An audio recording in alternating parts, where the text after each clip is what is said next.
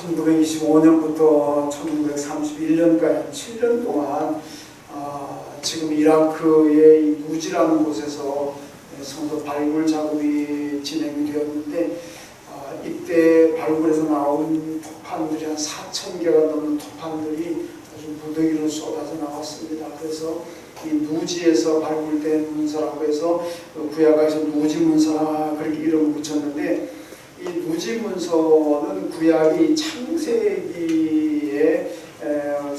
굉장히 연관성을 많이 가지고 있습니다. 이 창세기 여러 가지 족장들의 이야기들이 이 누지 문서가 발굴이 됨으로써 역사적인 사실이라는 것을 한 번 더 입증하게 되는 그런 쾌거라고 할까요? 그런 문서가 누지 문서입니다. 우리 성경 관계된 가운데 이제 몇 가지가 있는데 그 중에 하나가 우리 창세기 31장에 보면은 이 야곱이 이 바다나람에서 이제 자기 고향으로 돌아오게 되죠. 그때 이제 뭐 자기 부인인 라헬과 레아와 뭐 여종들과 그 짐승들 이끌고 돌아옵니다. 돌아올 때 이 라헬이 자기 아버지의 그 드라빔을 훔쳐가지고 나옵니다.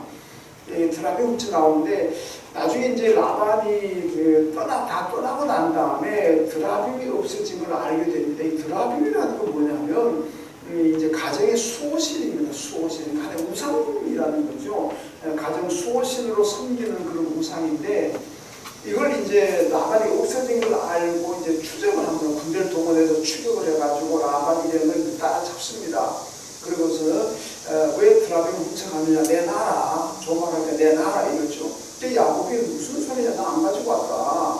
그러니까 전부 다 거기 뭐 라헬, 레아, 뭐 여종들 전부 다 빨리 내놔라고 전부 다 안 가지고 왔다는 거죠. 사실 가져오기를 라헬이 가지고 왔는데 안 가지고 딱 잡아떼는 거죠.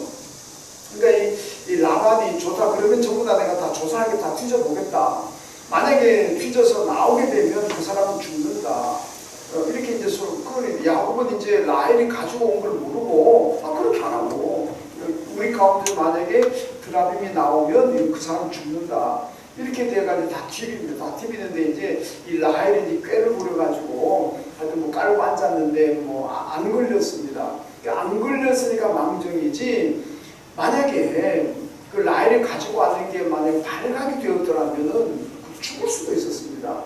그래서 이 드라빔이라는 게 도대체 뭐길래 생명과 바꿀 정도로 그렇게 귀중하게 생각하고 숨겼느냐, 이게 잘 이제 이해가 안 되는데, 이 누지문서에 보면 그 얘기가 나옵니다. 누지문서에는 그 당시 고대 근동의 관습에서 이 드라빔, 그 가정 수호신을 가지고 있게 되면 상속에 있어서 제일 그 우선권을 가지게 됩니다. 상속 받을 때에 물론 우리가 뭐 장자, 차자 이렇게 보통 상징 나갑니다만은, 그러나 드라빔을 가지고 있게 되면은 그게 뭐 차자가 되든 삼남이 되든 누구든 상관없이 하여튼 상속에서 우선권을 가지게 된다. 이게 그 누지문서에서 나왔습니다. 그래서 이게 그래서 라헬이 목숨 걸고 드라빔을 훔쳐왔구나, 이렇게 이제 이해가 됐는데, 고대 사회에서나 오늘 현대에서나 이 상속에 대해서는 참 욕심이 참 많습니다. 그죠? 상속 더 받으려고 막 그냥 가족끼리 싸우고, 원수가 되고 형제끼리 치고받고 싸우고, 막 살인까지도 가끔 나오잖아요. 상속 더 많이 받으려고. 뭐 옛날이나 지금이나 상속에 대한 욕심은 참 많다고 볼 수가 있는데, 요한계시록 21장에 보면은 하나님의 나라에 대한 얘기가 나옵니다. 하나님 나라가 얼마나 아름다우냐면 신부가 신랑을 위해 단장하는 것 같아, 이렇게 얘기합니다. 여러분, 신부가 신랑을 위해 단장하는 것 같다는 얘기는 이게 최고의 인간의 언어로서는 최고의 아름다움을 표현하는 겁니다. 여성들이 일생에서 가장 예쁠 때가 언제냐, 면사포 쓰고 드레스 입고 결혼식은 아니야 그러잖아요. 어제 우리 조장님 딸 현주 양이 결혼했는데 저도 같았습니다만은, 뭐 평소에도 예뻤지만은 딱 뭐 면사포 입고 드레스 입으니까 정말 예쁘더라고요. 예뻐요. 그래서 하나님의 나라가 그만큼 아름답고 멋있다는 겁니다. 그냥 아름다운 걸로 끝나느냐, 그게 아니라 21장 보게 되면 우리가 하늘나라 올라가게 되면 예수님께서 친히 마중 나오셔가지고 우리의 눈에서 눈물을 닦아주시고, 또 하나님의 나라는 죽음도 없고 아픈 것도 없고 곡하는 것도 없고 애통하는 것도 없고 염려, 근심, 걱정이 없는 하나님의 나라라. 이렇게 요한계시록 21장에서 말씀합니다. 여러분, 우리가 이 세상에서는 아프기도 하고 괴롭기도 하고 힘들기도 하고 눈물을 흘릴 때도 많고 얼마나 힘들겠습니까? 코로나 가운데 또 이 자영업 하시는 분들이 얼마나 힘들겠습니까? 그런데 염려도 많잖아요. 근데 나중에 우리가 하나님 나라에 올라가게 되면 주님이 친히 마중 나오셔서 우리 눈물을 닦아주시고 근심 걱정 없고 죽음도 없고 아픈 것도 없고 병원도 없고 약도 없고 뭐 건강 보양식 안 먹어도 되고 이런 것이 하나님의 나라라는 거죠. 그런데 이 하나님의 나라는 어떤 사람이 가느냐? 계시록 21장 7절에 보면 이기는 자들이 이것들을 상속으로 받으리라 이렇게 말씀합니다. 이 세상에서 이겨야 됩니다. 이기는 사람들이 이 좋은 하나님의 나라 가는 거지, 신부가 신랑을 위해 단장한 같은 아름다운 거, 죽음도 없고 애통하는 것도 곡하는 것도 아픈 것도 없는 이 하나님의 나라는 이 세상에서 이기는 사람들이 간다 그랬습니다. 어떻게 이기느냐? 누가 이기느냐? 요한복음 16장 33절 보면 예수님 말씀하십니다. 세상에서는 너희가 환난을 당하나 담대하라. 내가 세상을 이겼노라. 이렇게 말씀하죠. 여러분, 예수 그리스도가 세상을 이기시고 하나님의 나라 올라가시기 때문에 예수를 믿고 예수를 따르는 성도들도 다 이기게 될 줄로 믿습니다. 예수 떠나서는 이길 수 있는 방법이 없어요. 방법이 없어요. 여러분, 예수 안에 있을 때 우리가 죄악을 이기고 죽음을 이기고 사탄을 이기고 하나님 나라 올라가서 하나님의 나라를 상속받는 거지, 예수 떠나게 되면 예수 없이는 여러분 세상에서 이기는 자가 없습니다. 우리 보기에는 저 사람 정말 이겼다 생각되지만은 예수 없이 이기는 거 그거 다 가짜입니다. 다 머리 위에 지친 겁니다. 다 무너지게 돼 있다는 거죠. 그러므로 우리는 이기는 자가 하나님의 나라에 올라가는데 그 이김이라는 것은 언제나 예수 안에 있을 때에, 예수를 믿고 살아갈 때에 땅에 다 이기게 될 줄로 믿습니다. 하나님 나라 상속자가 된다는 거죠. 여러분, 코로나가 계속되고 있습니다. 여러분, 코로나 가운데서 사탄이 얼마나 역사하고 있습니까? 이 코로나 뒤 배경 속에서 뒤에서 이 마귀의 세력들이 교회를 무력화시키려고 그러고 성도들의 신앙을 무력화시키려고 그러고 이런 시도들이 얼마나 많은지 모릅니다. 교회와 멀어지게 만들고 예수님과 멀어지게 만들고 예수님을 바짝바짝 뒤쫓아가는 사람들로 하여금 예수와 멀찍이 따라가게 만들고, 여러분, 베드로가 예수님 멀찍이 따라가다가 불이 내버리잖아요. 여러분, 우리 성도는 예수를 멀찍이 따라가면 안 됩니다. 그런데 코로나라는 것이 자꾸 교회와 멀찍이 거리 두게 만들고 예수와 거리 두게 만들고 멀찍이 따라가게 만들고, 그래서 결국은 실족시키려고 하는 이런 시도들이 얼마나 많은지 모릅니다. 여러분, 우리 지금 영적인 싸움을 해야 됩니다. 육적인 싸움이 아니고 영적인 싸움 가운데 있다는 겁니다. 에베소서 6장 12절에 보니까 우리의 씨름은 혈과 육을 상대하는 것이 아니요 이 어둠의 세상 주관자들과 하늘에 있는 악의 영들을 상대함이라 이렇게 말씀합니다. 우리는 여러분 싸워서 이겨야 됩니다. 그래야 하나님의 나라를 상속받습니다. 그런데 그 이긴다는 것은, 싸움이라는 것은 혈과 육이 아닙니다. 몸으로 그냥 싸우는 게 아닙니다. 뭐 주먹으로 피터지게 싸우는 게 아니고, 여러분, 우리의 싸움의 대상, 우리의 적은 이 세상을 주관하는 악한 영들이다. 이 바로 영적인 싸움이라는 겁니다.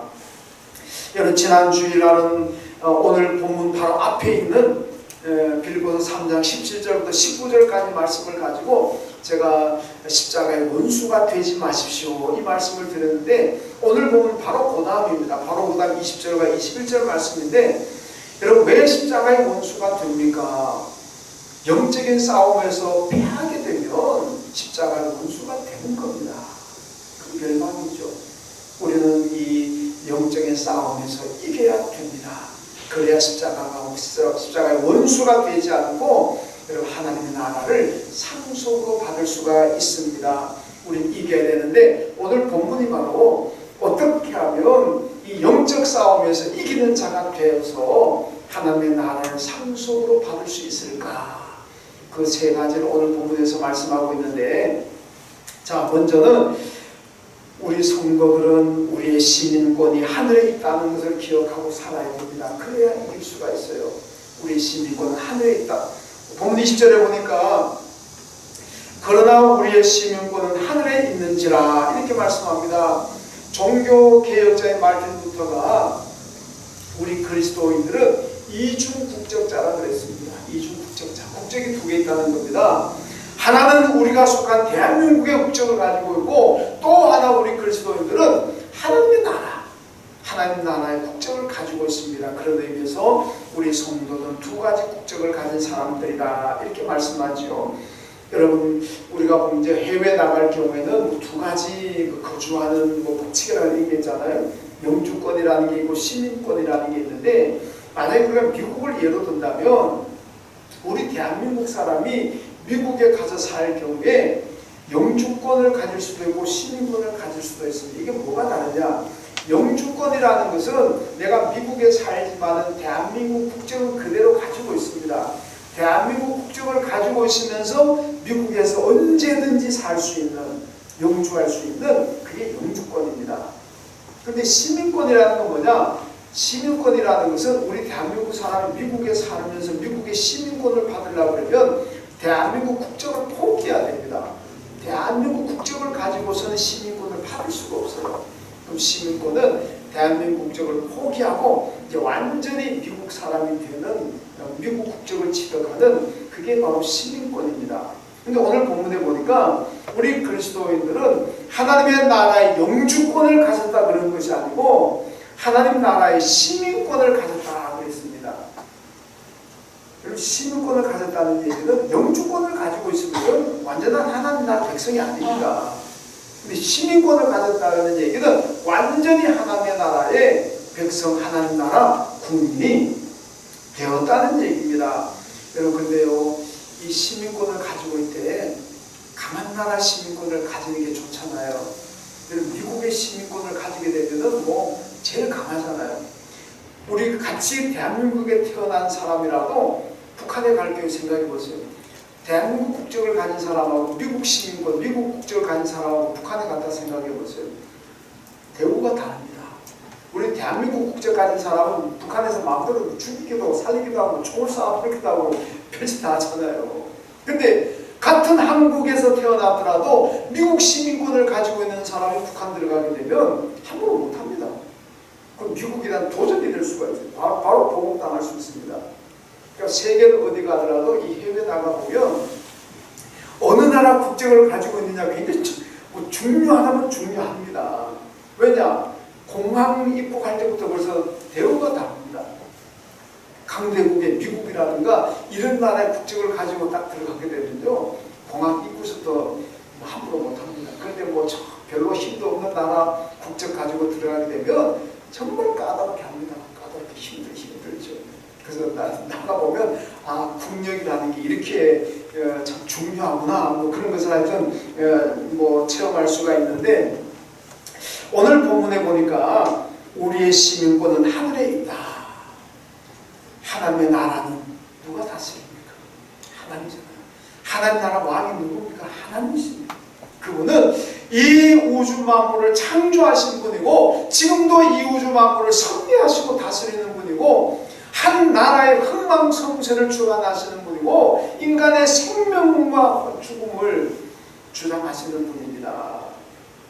아무리 김정은이가 날뛴들, 무슨 탈레반이 어떻고 IS가 어떻고 아무리 날뛴들 하나님께서 한번 하시려고 그러면 아무것도 아니에요. 그만큼 강력한 힘을 가지신 분이 하나님이신데 그 하나님이 다스리는 나라에 우리가 국적을 가지고 있고 하나님 나라의 백성이 되었다는 겁니다. 그러니까 우리는 누구냐? 하늘나라의 시민권을 가진 사람들이 정말 복 있는 사람들이라는 얘기예요. 이 땅에서 미국 시민권 가진 사람들이 떵떵거리고 살지만은 그러나 우리 눈에 보이지 않는 하나님의 나라 시민권을 가지고 있습니다. 그 하나님의 인도를 받고 하나님의 보호를 받고 살아가는 것이 우리 그리스도인들이라는 겁니다. 그러므로 우리는 하나님을 믿고 이 땅에서 이기는 사람이 되어야 될 줄로 믿습니다. 여러분, 그런데 이 땅에 우리가 어떻게 살아가야 될 것인가? 창세기 47장에 보면 야곱이 가족이 70명이 다 데리고 요셉의 초청을 받아서 애굽에 내려가죠. 그래서 야곱이 애굽의 바로왕 앞에 섰습니다. 그때 야곱이 자기를 소개하죠. 내 나그네 길이 130년입니다. 험한 세월을 살았습니다. 이렇게 얘기하죠. 그 나그네 길이라는 얘기는 내 나이라는 겁니다. 내 나이가 130세입니다. 이 얘기를 내 나그네 길이 130년입니다. 이렇게 얘기합니다. 이렇게 굉장히 성경적인 표현입니다. 우리 그리스도인들은 하나님, 우리 본향이 어디냐? 하나님의 나라입니다. 이 땅에는 하나님께서 우리를 이 땅에 보내셔가지고 너희가 잠시 세상에 가 살면서 내 뜻을 이루어라, 실현해라, 하나님의 뜻을 실현하라, 그런 사명을 주셔가지고 우리를 이 땅에 보내셨는데, 이 땅에 살아가는 우리는 어떻게 살아야 될 것인가? 나그네로 살아야 돼요. 우리는 이 땅에서 천년만은 사는 사람들이 아닙니다. 이 땅에서 마르고 닳도록 사는 사람들이 아닙니다. 우리는 본향이 하나님의 나라고 이 땅에는 잠시 왔다가 지나가는 나그네입니다. 나그네는 지나가는 사람을 나그네라고 하는 거예요. 우리는 다 이 세상에 와서 잠깐 지나가는 나그네입니다. 이걸 우리가 잘 알아야 됩니다. 히브리서 11장에 보면 믿음의 선조들, 믿음의 위인들의 삶을 쭉 소개하면서 거기서 뭐라고 지금 선조들을 소개하느냐면 이 땅에서는 외국인과 나그네임을 증언하였다, 이렇게 얘기합니다. 믿음의 선조들은요 어떻게 살아갔느냐, 나그네가 무엇인지, 나그네적인 삶이 어떤 삶인지 증언했다, 이렇게 얘기합니다.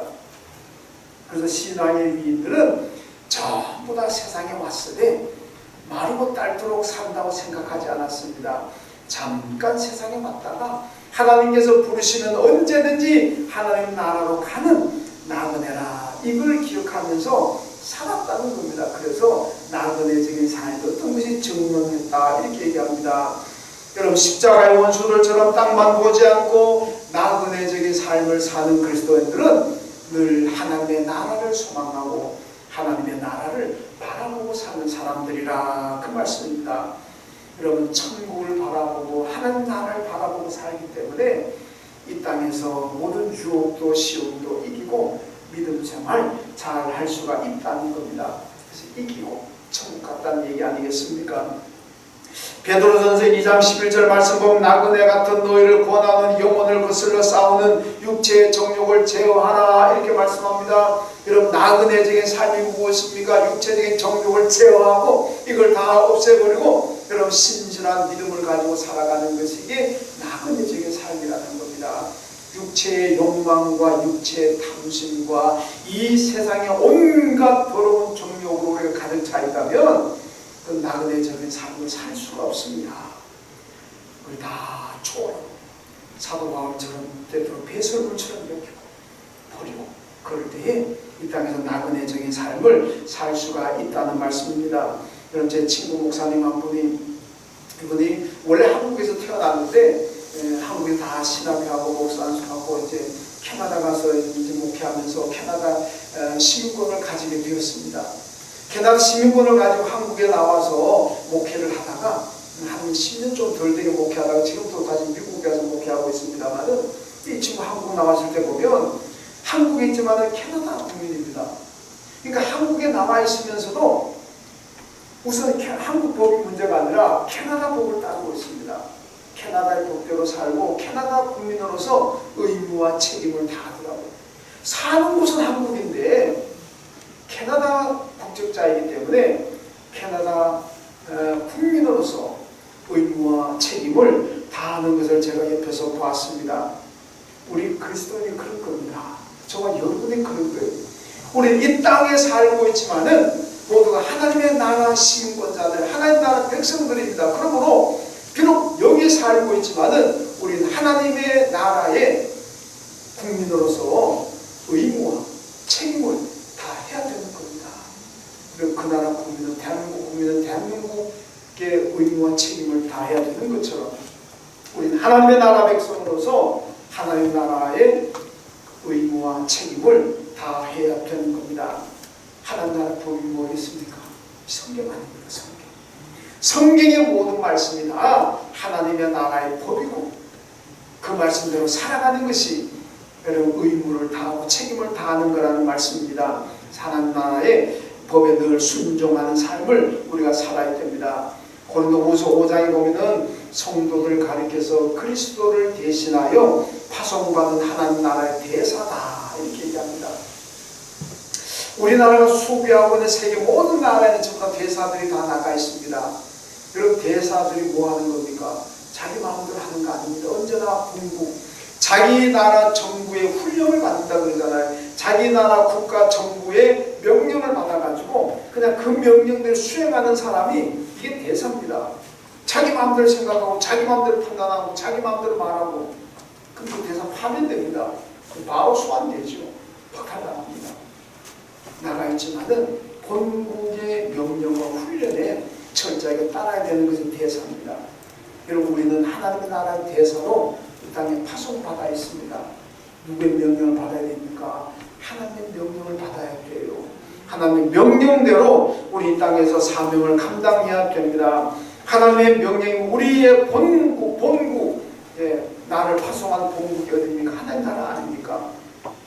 하나님 나라의 왕이신 하나님 나라의 대통령이신 하나님께서 우리에게 명령하는 것이 무엇입니까? 이 땅에 교회를 건강하게 세우고 이 교회를 통해서 구원 역사를 이루어가라는 거 아니겠습니까? 교회가 왜 세워졌습니까? 구원을 위해서 세워진 겁니다.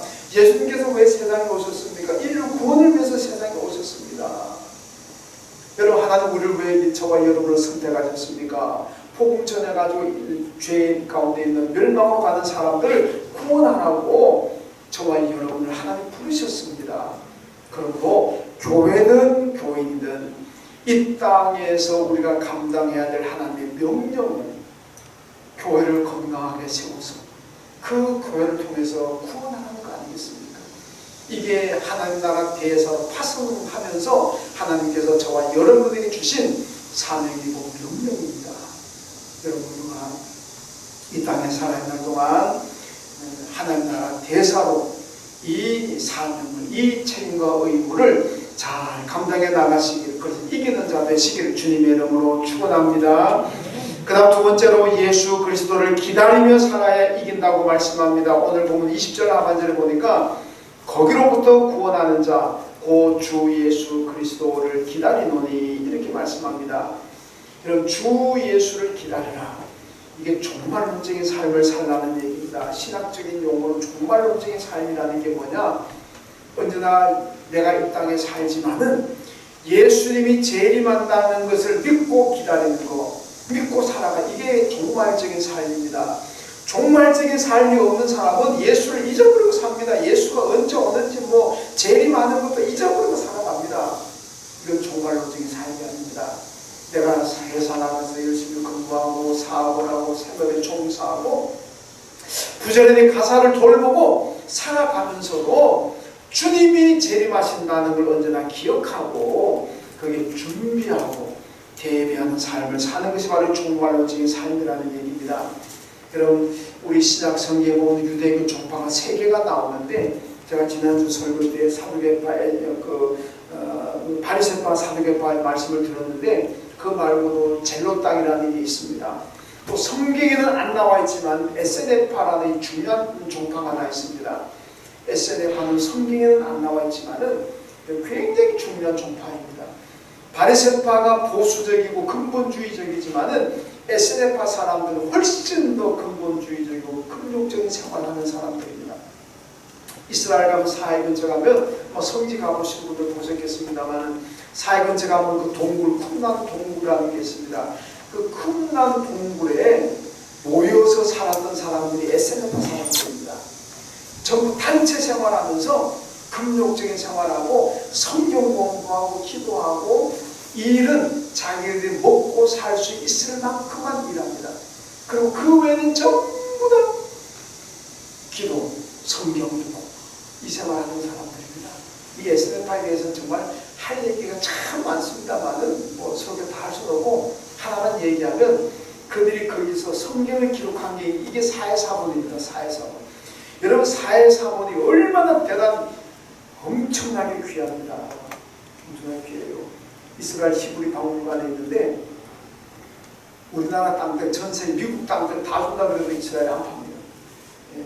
그 처음에 아랍 목동들이 발견했는데 이 목동들은요 우리 돈으로 25달러 받고 팔았어요.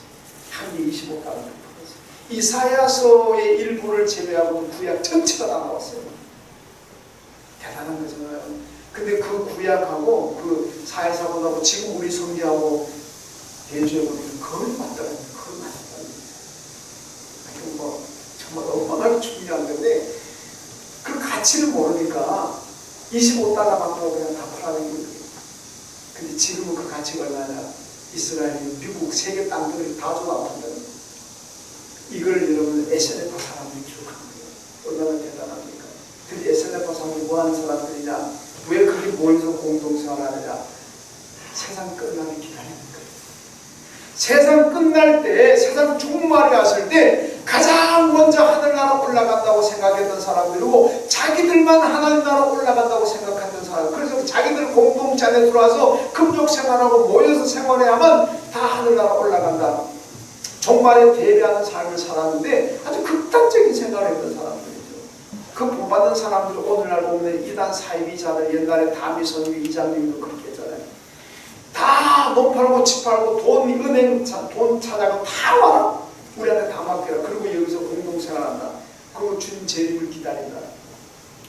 이게 종말적인 신앙을 가진 사람들이 비뚤어진 잘못된 삶 아닙니까? 그렇게 하면 안 됩니다. 성경은 종말 대비 안 하고 다 그만두고 모여가지고 지네들끼리 생활하라 그렇게 얘기한 적은 없습니다.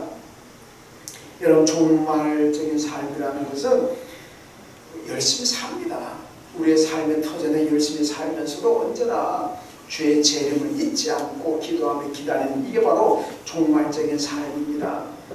여러분 데살로니가 후서 3장 보면 이 데살로니가 교인들 가운데 좀 엉뚱한 사람들이 뭐냐면 주님의 임박한 재림을 믿었습니다. 주님 곧 오신다는 임박한 재림을 믿어가지고 정말 이 SNF 하나 이런 뭐 남성교처럼 다 그만뒀어요.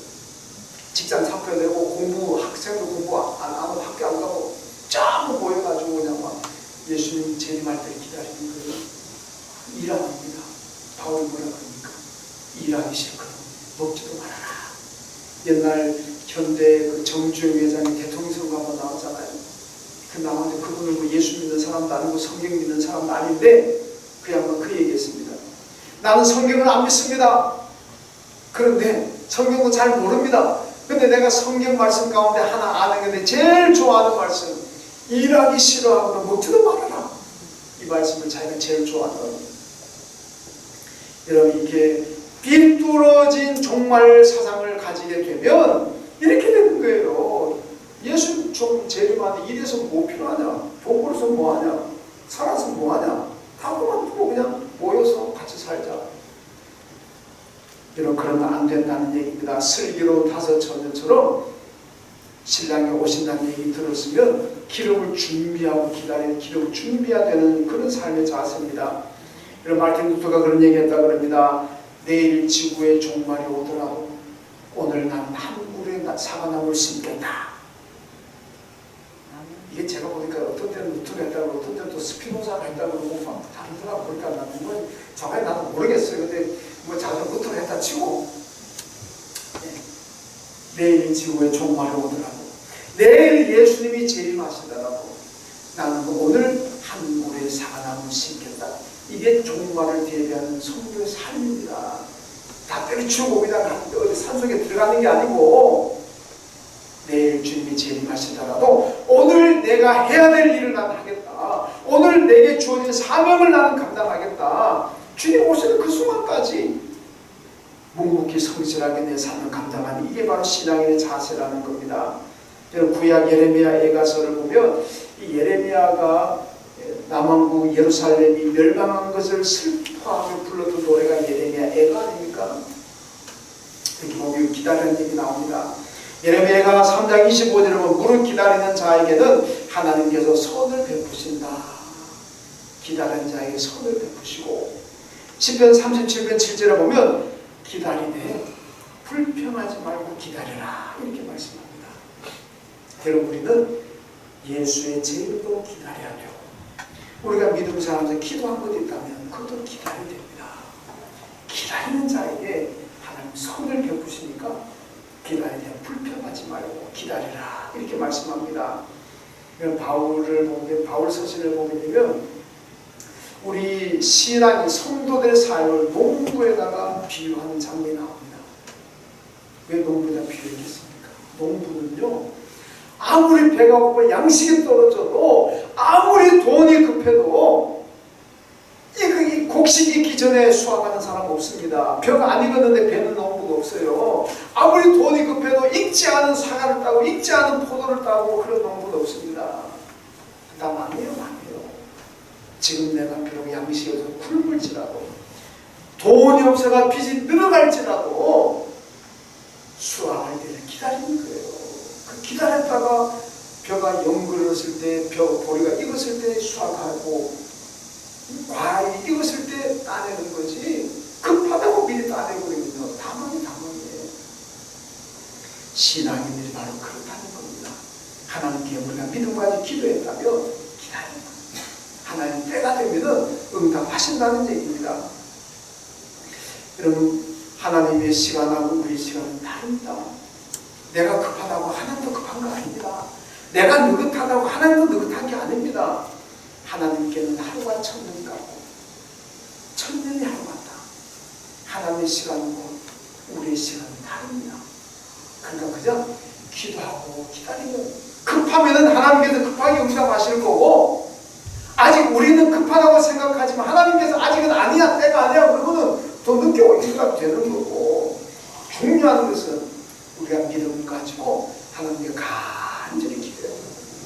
하나님의 때가 되면 다 응답이 되고 하나님이 역사하실 줄로 믿습니다. 우리 성도들은 종말도 준비하고 그러면서 기다려야 되고, 우리 삶의 문제들도 어려움이 있다면 하나님께 기도하고 그리고 기다려야 됩니다. 기도하고 우리가 소망하는 것, 기도하고 기다리는 때가 되었을 때 하나님께서 가장 좋은 방법으로 가장 좋은 것으로 응답해 주실 줄로 믿습니다. 그 다음 세 번째로 부활의 몸으로 변한다는 것을 믿어야 우리가 이 세상을 이길 수가 있습니다. 21절에 보니까 우리의 낮은 몸을 자기 영광의 몸의 형체와 같이 변하게 하시리라. 여러분, 우리 낮은 몸, 성도의 몸을 낮은 몸이라 그랬는데, 이 낮은 몸이라는 의미는 이게 뭐 질글같이 깨어지기 쉬운 몸이고, 죄를 가진 몸이고, 추한 몸이고, 이러다 보니까 우리의 몸이 낮은 몸이라는 겁니다. 이 낮은 몸도 변형이 되면 변화가 됩니다. 언제? 주님 재림하시게 되면 혼연히 변한다 그러잖아요.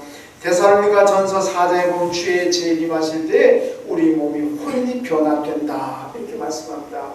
갑자기 변화가 됩니다. 어떻게? 부활의 몸으로 변화가 됩니다. 여러분, 마태복음 24장에 보면요, 그 휴거 얘기 나오잖아요. 두 사람이 똑같이 밭에서 일을 하는데 한 사람은 올라가고 한 사람은 그대로 있고, 두 여인이 똑같이 맷돌을 갈고 있는데 한 여인은 올라가고 한 여인은 그대로 남아있고, 이게 뭡니까? 하늘로 올라간 두 사람은 그 몸이 오늘 본 말씀대로 부활의 몸으로 영광의 몸으로 변형이 되었습니다. 부활의 몸이 된 거죠. 올라가지 못한 사람들은 부활의 몸으로 변하지 않았습니다. 여러분, 우리 이 몸 가지고 우리 하늘로 올라갈 수 있습니까? 올라가다 다 떨어져 죽어요. 1m도 못 올라갑니다. 뭐 차가 뛰면은 한 몇십 센치 정도 올라가죠. 이 몸 가지고는 절대로 하나님 나라 올라갈 수가 없습니다. 이게 올라갈 수 있는 어떤 몸이냐? 부활의 몸입니다. 호련히 변화된 부활의 몸, 예수님께서 부활해서 올라가신 것처럼 부활의 몸을 가지게 되면 그냥 쭉 올라갑니다. 올라가요. 그래서 이 부활의 몸이 갑자기 변화가 된다. 이런 부활의 몸은 어떤 몸입니까? 고린도전서 15장 우리가 부활장이라고 그러는데, 부활에 관한 말씀이 굉장히 상세하게 나와 있습니다. 그 보면요, 부활의 몸은 이와 같으니 이렇게 시작합니다. 부활의 몸은 썩을 것으로 심고 썩지 아니할 것으로 다시 살고 욕된 것으로 심고 영광스러운 것으로 다시 살고 약한 것으로 심고 강한 것으로 다시 살고 육의 몸으로 심고 신령한 것으로 다시 사느니라.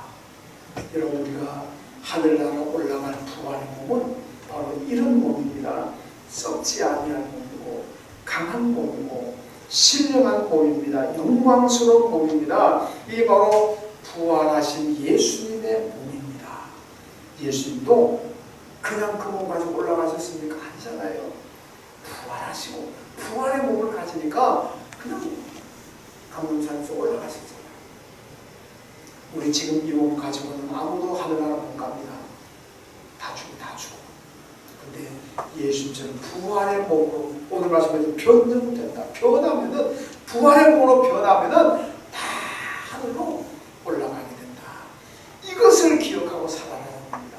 이것을 기억하고 살아라. 그러면은 다 세상을 이길 수가 있다는 말씀입니다.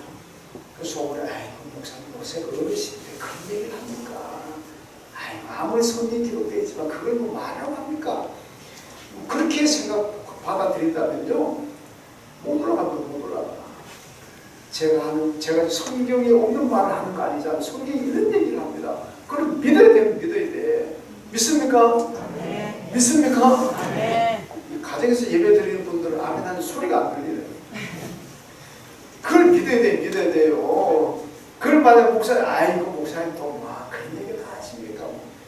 그 미안하지만 그 부활 못 가집니다. 오늘 아멘 하신 분들은 다 부활하게 될 줄로 믿습니다. 다 하늘나라 올라가게 될 줄로 믿습니다. 그런 믿음을 가지면 이길 수가 있습니다. 오늘 바울은요, 빌립보서 어디입니까? 옥중서신이잖아요. 감옥에 있으면서 기록했다고 해서 옥중서신이라고 합니다. 옥중서신 쓰면서 바울이 자기는 이기는 삶이었다는 것. 어떻게 이겼느냐? 내 신고는 하늘에 있다. 나는 하늘나라의 시민권자다.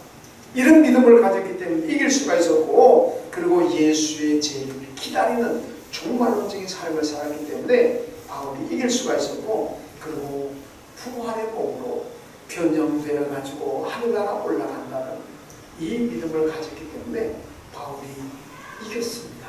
그래서 디모데후서 4장에 뭐라고 합니까? 나를 위해서 의의 멸류관 예비되었다. 아까 찬송 불렀잖아요. 의의 멸류관 예루살렘에서 찬송 불렀는데, 그런 바울은 바로 이겼기 때문에 나를 위해서 의의 멸류관, 생명의 멸류관이 하늘나라에 예비되었다. 그런 걸 부르잖아요. 여러분, 지금도 우리가 이길 수 있는 비결이 뭐냐? 이겁니다. 오늘 본문에 말한 바울이 말한 이 세 가지. 우리 모두가 내 시민권은 나는 하늘나라 시민권자이고, 나는 예수 그리스도의 재림을 기다리고, 그리고 나는 부활의 몸으로 변형되어서 하늘나라 올라간다는 이 믿음을 가지는 사람들이 결국 이 세상에 이길 수가 있고, 후에 하늘나라에서 하나님의 나라를 상속으로 받을 수 있는 상속자들이 됩니다. 이런 믿음을 가지고 다 승리하시기를 주님의 이름으로 축원합니다. 하나님 감사합니다. 이 땅에 살아가면서 우리는 영적 전쟁하는 사람들입니다.